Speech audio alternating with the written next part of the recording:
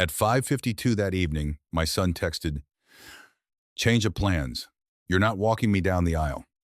Mom wants Richard to do it." I read it twice. Set my phone face down on the workbench. The workbench I'd built with my own two hands the summer he turned 12, back when he still followed me into the garage just to watch the sawdust fall. Then I typed back 3 words. "Have a good one." And I called my brother, because he's the only lawyer I trust with my life. I know how that sounds. Like I didn't fight for it. Like a father's supposed to call his son screaming, show up at the church anyway, make somebody explain themselves to his face. I didn't have that in me anymore. 26 years of marriage teaches you the fight was already over long before anybody sends a text like that. You just haven't caught up to it yet.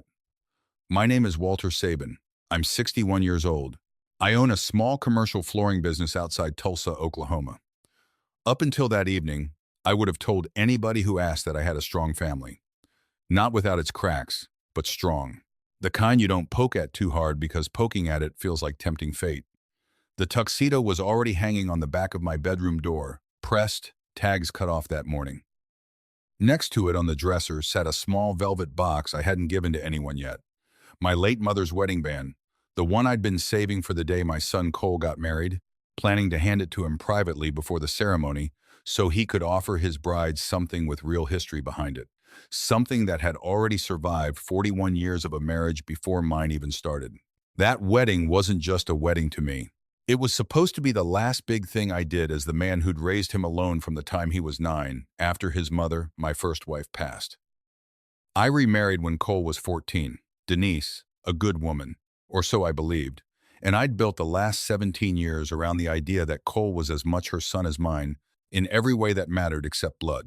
Richard had only come back into the picture 8 months earlier, Denise's first husband. Cole's biological father, if you want to get technical about a word that never once showed up to a parent-teacher conference. The excuse at first was innocent enough. Richard reached out, wanting to reconnect before Cole's wedding, wanting to make peace with lost time. Then somewhere in those 8 months, Denise started talking about how Richard had missed so much, how giving him the walk down the aisle might finally let him be a father for one day in his life. I figured he'd sit in the second row and clap along with everybody else. I actually pictured that. Richard in a rented suit, hands folded, watching from a pew like a man grateful just to be allowed in the room. That text told me otherwise. I didn't throw the phone. I didn't put my fist through the drywall behind my head. Though at 61, I could still probably manage it in under an hour with the right patch kit. I just stood in my kitchen and looked at that tuxedo hanging in the hallway light. And I thought about something that had never sat quite so plainly in my chest before. For 17 years, I was the man Denise called when the transmission needed replacing. When Cole's tuition ran short one semester, when somebody needed picking up from the airport at 1 in the morning because a flight got canceled. But the second a man with a more interesting story walked back through the door, I became the man who could be moved to the back row. Denise texted again. "Please don't make this a thing. Cole deserves to have this moment feel complete." I read that line 3-4 times. And here's what actually got under my skin. Cole didn't grow up incomplete. He grew up with me. Every science fair, every broken arm, every 2 a.m., fever, every college move-in day. But in the story Denise had decided to tell herself, none of those 17 years seemed to weigh anything anymore, next to 8 months of a stranger showing up with an apology and a rented tux. I called my brother Gary. He's been practicing family and estate law for almost 30 years. And he's heard me ask him plenty of things over that time: how to structure the business, whether a supplier contract was worth signing, the occasional favor reviewing a lease. He'd never heard me ask him this. I didn't tell him I wanted to punish anybody. That's not who I am, and honestly, in that exact moment, revenge wasn't even the word sitting in my head. I told him, I want to know exactly what's mine, what's Denise's, and how I step back from this clean, without breaking a single rule. Gary told me to sit with it overnight before doing anything. I told him, "Gary, I've had 17 years to arrive at this. There is nothing rushed about it." And saying it out loud surprised even me, because it was true. I'd been quietly circling the idea of selling the lake house, the one Denise and I bought together early in the marriage, the one that had somehow ended up titled solely in my name because of how the down payment worked out, something Gary himself had drawn up the paperwork for years back when nobody thought it would ever matter. I hadn't done it out of suspicion. I'd done it because a man who spent 30 years reading blueprints learns to plan for the load before the wall goes up. So when Gary asked if I was sure, I understood the honest answer was that some part of me had been sure for longer than I wanted to admit. That text just moved the decision out of the someday pile. I logged into the account I'd used to book the reception hall, the caterer, the string quartet Cole's bride had wanted so badly. I couldn't undo everything I'd already paid out, but I could stop what hadn't happened yet. I canceled the final catering balance, pulled my name off the venue contract as guarantor, called the florist, and told her to bill whoever was picking up the tab going forward. I hit send on the first cancellation email. My phone lit up almost immediately after Denise's name filling the whole screen. I turned it face down on the counter and left it there. By the time the wedding party gathered for rehearsal dinner that Friday, they still believed they'd swapped one man for another in a walk down an aisle. They had no idea they just lost the man who was quietly holding up half the event. I couldn't cancel the wedding itself. Cole and his bride had booked their own honeymoon and handled the marriage license separately long before Richard was ever part of any conversation. That part was untouchable, and honestly, I didn't want to touch it. This wasn't about Cole's marriage. It was about the space I'd been assigned in it. What I could stop was everything running through my accounts. The remainder on the venue, the open bar package, the deposit on the rehearsal dinner restaurant, all of it had been sitting under my name with balances still open. I canceled what could be canceled and stopped paying on what couldn't. I'm not going to pretend I didn't feel something close to satisfaction watching those numbers shift. $19,000 doesn't just evaporate painlessly for anybody, retired or not. But there was a strange kind of relief in it too. I knew I'd take a hit. For the first time in a long while, I was willing to pay that price for the privilege of not being used anymore. Denise called from the rehearsal dinner. Once, twice, 5 times. The text started soft. "Walter, please, let's just talk about this like adults." Then they turned sharp fast. "Walter, the restaurant says the card was declined. Did you do this? This is humiliating." Humiliating. That was her word. Not hurt, not confused. Humiliating. Like I'd shown up in the wrong shoes to somebody else's photo op. Cole's text came a few minutes after that. "You don't have to ruin my wedding just because you're mad." I read that one twice, sitting alone in a house that had suddenly gone quiet in a way I wasn't used to. Not once did he ask if I was okay. Not once did he ask why I might be upset in the first place. Only that my being upset had become an inconvenience for the people it was inconveniencing. I answered him once. "You wanted your father walking you down the aisle. Let the family you built pay for the night."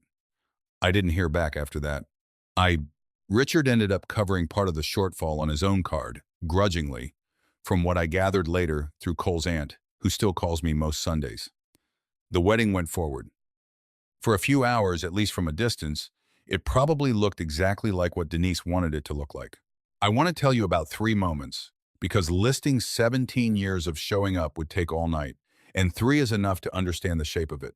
The first Cole was 10, running a fever that climbed past 103 overnight during a January ice storm. Denise was working a late shift at the hospital pharmacy. I called Richard's old number out of habit, back when he still occasionally picked up in those early years. Nothing.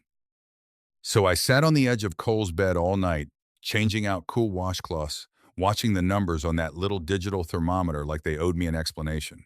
Around 2 in the morning, I loaded him into the truck myself and drove him to the ER over roads nobody should have been driving on.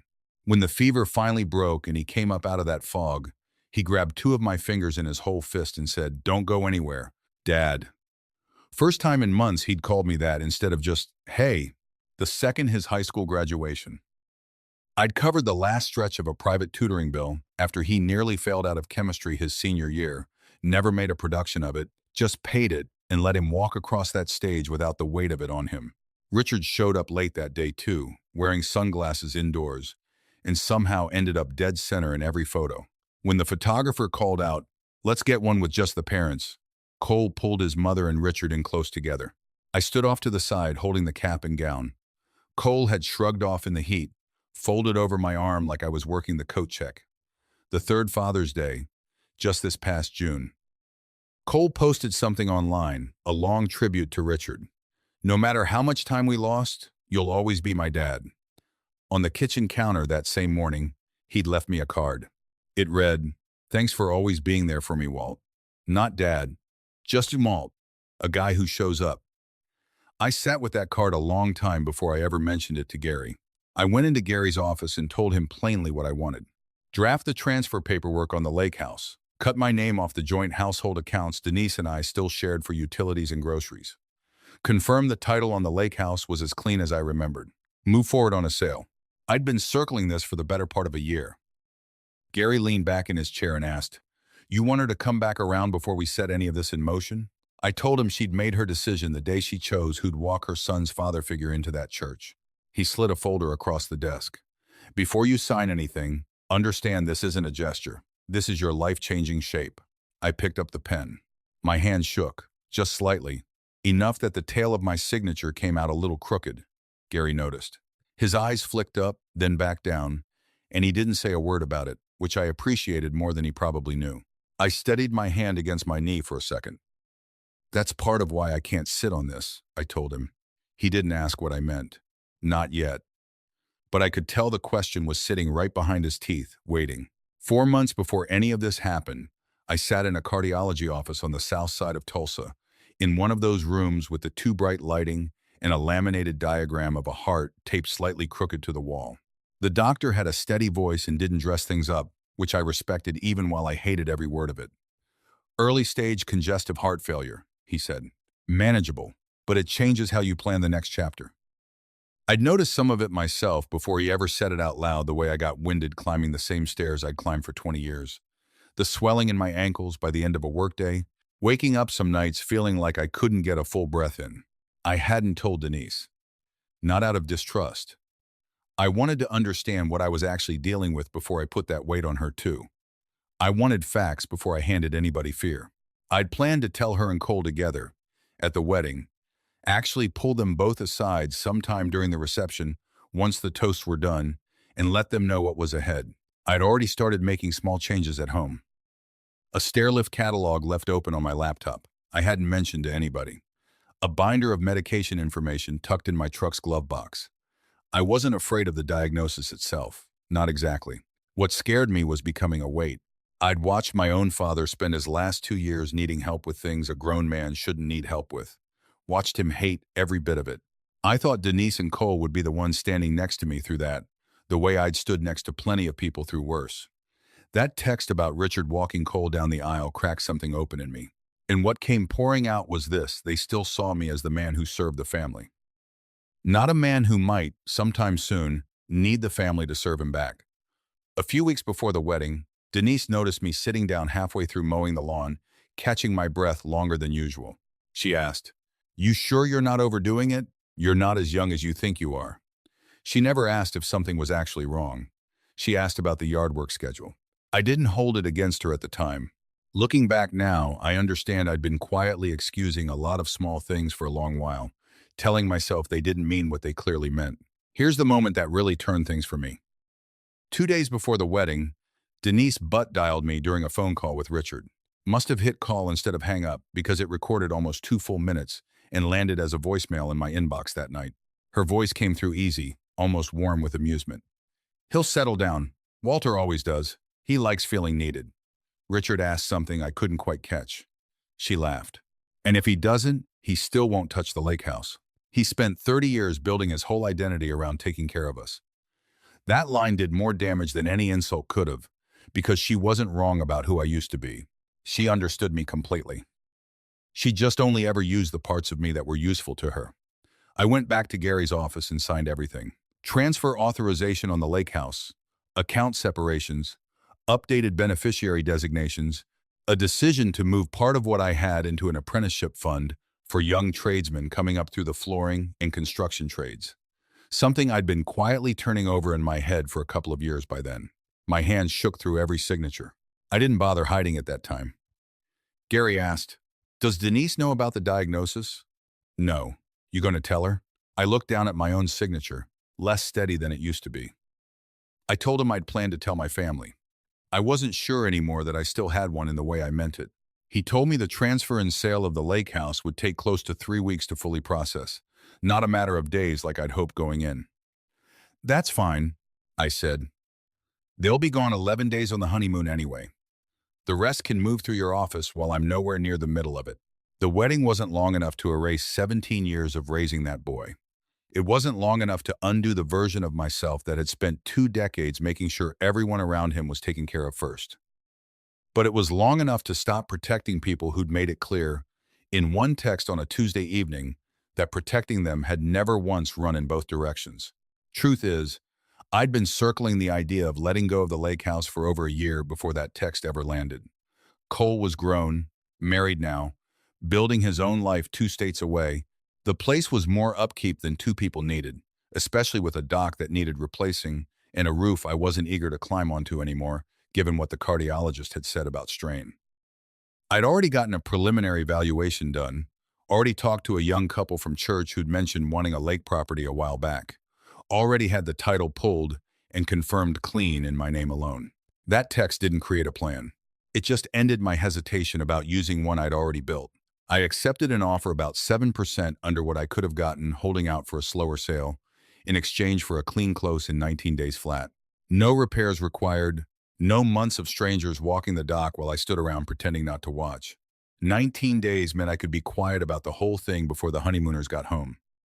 Gary's office handled every notification, properly certified mail, email, digital copies of every signed document. A clear window for Denise to arrange for anything of hers still sitting at the lake house. All above board. Nothing sneaky in any of it. Denise apparently saw the subject line of that first email while she was still at the airport heading out on the honeymoon leg of the trip. She told me later she figured it was me trying to scare her into calling. She never opened it. She texted instead, "We'll deal with this when I'm home. Don't do anything you'll regret." I didn't answer that one either. When the movers came for her things at the lake house, I want to be clear about something. I didn't throw anything away. Didn't hide a single item that wasn't mine to touch. A professional crew packed up Denise's belongings that had accumulated out there over the years, the patio furniture she'd picked out, the kitchen things, the seasonal decorations. All of it went into a storage unit paid 6 months in advance. What I kept for myself was small. My father's old level, a photograph of Cole at 10 years old grinning with a fishing rod twice his size, a coffee mug Cole had made me in 4th grade that said, "Hasson Dad" in crooked glaze. My medical folder. That was about it. There was one moment out there that got me, though. I walked into the little bunk room off the dock where Cole used to sleep every summer as a kid. Empty now except for pencil marks still on the doorframe heights, climbing the wood in my own handwriting. Age 8, age 11, age 14. Next to the last one, I'd written, "Gonna pass me up before junior year." I ran my thumb across that line but didn't take a picture of it. Some things don't need to be carried out the door to still be real. They just stay where you left them. My neighbor out there, an old fishing buddy named Russ, came by while the truck was loading. Known him almost 20 years. "Denise know about this?"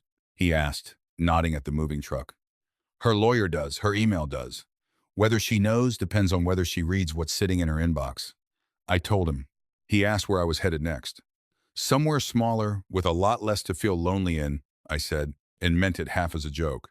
I found a small 1-bedroom place closer into town, near my cardiologist's office so appointments wouldn't eat my whole day, with just enough garage space for my father's old level and a workbench I could putter at. I changed my main phone number and kept one email open strictly for Gary. The last thing I did before handing over the keys to the lake house was set an envelope on the kitchen counter out there. Not a stunt. Inside, the storage unit address, copies of the legal paperwork, enough cash for 2 weeks at a hotel, and a letter I'd finish writing later. I locked the door one final time and handed the keys to the young couple from church, a husband and wife with a toddler already asleep in their car seat. He shook my hand and thanked me. I told him to take care of the dock, and I meant that too. While I was signing over those keys, Cole and his bride were still out on their honeymoon, and Denise and Richard were, from what I understand, spending an unusual amount of time together sorting out wedding logistics that had somehow stretched well past the actual wedding. For a few days, at least from a distance, everything looked exactly like what Denise seemed to want Richard playing family, stepping in wherever a gap opened up. I didn't go looking for details. Russ sent me one photo before catching himself and apologizing for it. "Don't send me any more," was all I told him, and he didn't. But cracks show up fast once the person quietly holding things together steps back. And Richard, as it turned out, had never actually held anything together in that family, not once. He covered part of the wedding overflow on his card, but the complaining started almost right away after. He balked at paying the photographer's rush fee for the album. He told Cole's new wife she ought to cover her own bridal shower expenses, since that's not really my place. He got visibly short with Denise when she brought up, gently, what things might look like moving forward now that the wedding was behind them. One evening at dinner with Cole's aunt, somebody brought up a memory from when Cole was 13. A bad bike accident, 4 days in the hospital with a concussion and a broken collarbone. Richard said, "Oh, I remember that one." "Which hospital was he at?" Cole's aunt asked, mostly out of curiosity. Richard didn't know. I did. I'd slept in a recliner in that room for 4 nights straight. Denise opened the email from Gary's office on day 6 of the honeymoon window, once she was back from her own separate trip to see Richard. She tried calling me. The number didn't connect anymore. She called Gary instead, and he told her, calm as anything, "All communications should run through your attorney from here forward." She hung up, rattled, but kept it from Cole for a few more days, so it wouldn't cast a shadow over his return from the honeymoon. Richard told her not to worry about it. "He's bluffing," he said. "Men like Walter need somebody to take care of. He'll come around once he's home alone long enough." That line landed strange on Denise, though she couldn't place exactly why at first. It was almost word for word what she'd said herself in that voicemail, that I'd never really walk away, that I'd built my whole life around needing to be needed. Hearing it repeated back to her, aimed at her this time, seemed to shift something. For the first time, I think she understood both of them had been looking at me the exact same way, like a man too dependable to ever actually leave. Cole found out about the lake house by accident, catching the paperwork open on his mother's laptop screen. "He sold the lake house because of the wedding," he said, sharp, caught off guard. "Don't say it like your father did something wrong." Denise snapped back, quicker than she meant to. Cole went quiet. I think that was the first time the shape of it landed on him, that calling somebody dad, or not calling them that, carries weight. It costs something, one way or the other, and he was only just now starting to understand who'd been paying that cost for years. Richard tried to smooth it over from his end. "Your stepfather's trying to control you with guilt," he told Cole. Cole asked him plainly, "Where's Mom supposed to stay if she can't go back out to the lake house?" Richard had nothing. "We'll sort it out," he said. The kind of answer a man gives when he's never once had to actually sort anything out for somebody else in his life. That was, as far as I understand it, the first time in Cole's entire adult life that Richard had been asked to produce a real answer to a real problem. Not a gesture, not a rented tux, an actual plan. He didn't have one. They drove out to the lake house together the following weekend, Denise wanting to grab a few remaining things she assumed were still there, Richard tagging along mostly because Denise had asked him to help talk some sense into me if it came to that. Cole noticed first. "Mom, whose truck is that in the driveway?" A different vehicle sat where mine used to. A tricycle leaned against the porch railing. New curtains hung in the front windows. Denise tried her key in the door. It didn't turn. A young man stepped out. Apologetic, explained he and his wife had closed on the property legally weeks earlier. Denise called the sheriff's non-emergency line out of pure disbelief. When the deputy arrived, he checked the paperwork, confirmed everything was in order, and asked her to step back off private property that no longer belonged to her. There was no scene, no furniture thrown out on the lawn, nothing changed out of spite. Everything they'd left behind sat safely in a climate-controlled storage unit 40 minutes away, already paid through the following spring. That distinction mattered to me, even from a distance. It made me look prepared, not cruel. Denise turned to Richard. "We can stay with you until we figure this out." Richard lived in a one-bedroom apartment above a hardware store. "My lease doesn't really allow for long-term guests," he said, without much hesitation. "Not even me?" Denise asked. "I didn't mean it like that," he backtracked. "I just need some time to think it through." Time, the same word he'd been handing Cole his whole childhood, dressed up now in a different context. The new owner walked out with an envelope. Inside, the storage unit address and enough cash for a hotel stay. Denise read the letter standing right there on what used to be our dock, Cole close beside her. "Denise, you said Cole deserved to have his father walk him down the aisle, and I hope Richard becomes the kind of man Cole actually needs. I did not sell your lake house. I sold the property I bought, maintained, and paid down for over 2 decades, and had already been planning to let go of, because my health is changing. Your things are safe in storage, paid through next spring. Gary has copies of every document you'll need. I spent most of my adult life believing that showing up every single day would eventually earn me a permanent seat at the table. Your text showed me that in your eyes, I was still just a man who could be moved to a folding chair the moment somebody with a better story walked back in. I don't wish either of you harm, but I won't spend what's left of my health financing a life where I'm treated as optional. Take care of each other. Walter. Denise stopped cold on the line about his health changing. She thought back the winded stops mid-yard work, the way I'd started avoiding the ladder to clean the gutters, the cardiology appointments I'd been vague about, the wedding toast I never quite finished the way I'd planned. What does he mean about his health? Cole asked. Denise didn't have an answer. For the first time in 17 years, they were both realizing I'd had an entire inner life they'd never bothered asking enough questions to find. Richard tried to shift the blame. This whole thing was calculated. This is manipulation, plain and simple. Cole turned on him, quiet but sharp now. What medication is he even on? Richard didn't know. What doctors he's seeing? He didn't know that either. What did he do for work before he started his own business? Nothing. Richard had no answer for any of it. Cole realized, standing on a dock that used to be ours, that his biological father hadn't just failed to know me, he'd barely ever known him either. What was the name of my elementary school? Cole asked him. Richard couldn't answer that one, and something in Cole's face shifted permanently right there. Richard left not long after, citing some work call he suddenly needed to take. Denise and Cole checked into the hotel I'd already paid for. That night, Cole sat on the edge of the bed holding an old photograph he'd pulled from a box at the storage unit himself at 10 years old, asleep against my shoulder in a hospital chair after that ice storm fever finally broke. On the back, in my handwriting, my boy's finally resting easy. Cole broke down. He really thought of me as his, he said. Denise put a hand on his back. He didn't just think it, she said quietly. He chose it every single day for 17 years. 5 months passed.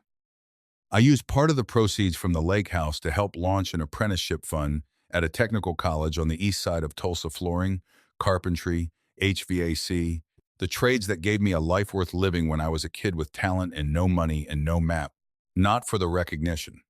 I'd hired plenty of young guys over the years who just needed somebody to give them a fair shot. I knew what that could do, because I'd been one of them once.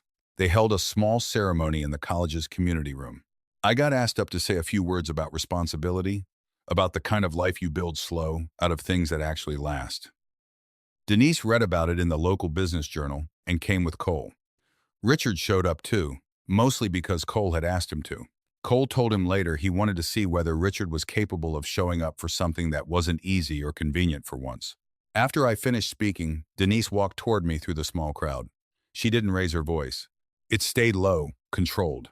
You had enough set aside to fund scholarships for strangers, but you left your own wife and son in a hotel. I left you storage, legal notice, and 2 weeks in a hotel, I said. What I stopped leaving you was unlimited access to the rest of my life.